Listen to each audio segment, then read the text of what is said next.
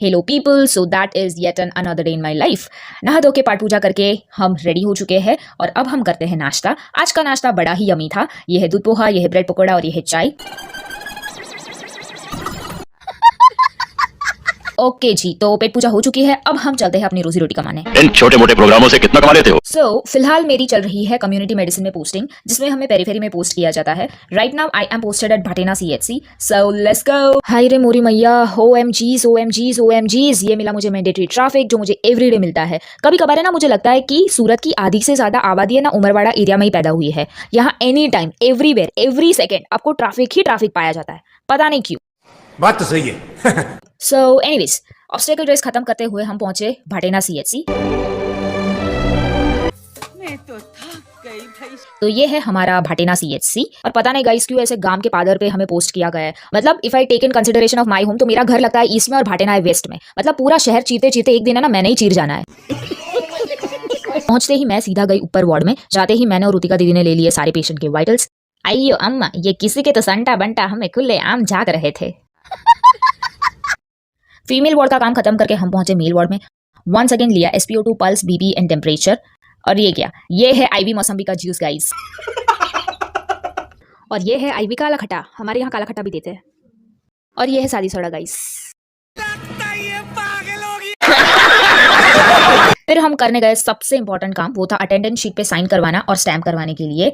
यही चिट्ठी को मद्देनजर रखते हुए हमारे मालिक हमें पगार देते हैं। मेरे को ना एक बंगला चाहिए, रेस कोर्स और गोल्फ कोर्स के बीच में, और एक उसमें प्राइवेट तालाब भी चाहिए, और उसके अंदर वाटरप्रूफ मछलियां होनी चाहिए, और साथ में प्राइवेट स्टेडियम और एक मल्टीप्लेक्स पिक्चर। 150 रुपया देगा।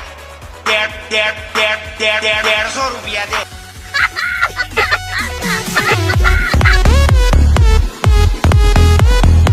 जाते ही एक नया एडमिशन आ चुका था, तो हम चले उसके साथ गपाटे मारने, मतलब हिस्ट्री लेने। So basically this was an 11-year-old child who had fever and coughs since 8 to 10 days.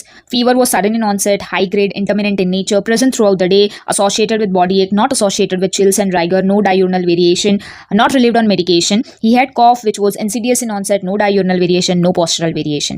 Family history and past history was not very much significant. He was advised for several blood tests that included CBC, PSMP and Vidal. So till the pyrexia was under investigation, he was started on Ringer Lactate, IV, Rantac, Amset, Ceftriaxone and Omegacin. और यहाँ aunty अपने बेटे को डराते हुए, मस्ती बंद कर वरना डॉक्टर सुई लगा देंगे।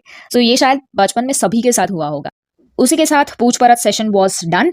अभी तो हाथ सैनिटाइज किया नहीं कि यहाँ दूसरा भारतीय नागरिक बीमार होके आ चुका था। मतलब एक और नया एडमिशन था। So once again I have to start another पूछ परछ सेशन। उसी के साथ हम सबके बीच में खुशी की लहर छाते हुए we are done with today's duty. And hereby signing off Bhatina CHC and signing in Smemer सूरत। क्योंकि आज हमें ऐसा बोला गया था कि TB अवेयरनेस का एक छोटा सा कैंप है, बट जाके पता चला कि ये तो सेशन लग रहा था। I think they need to improve their English. इसको सेशन बोला जाता है, इसको कैंप नहीं बोला जाता है। एनीवेज, हम लोग फिर से इकट्ठा हुए थे साथ मिलकर उबासियां लेने और सोने।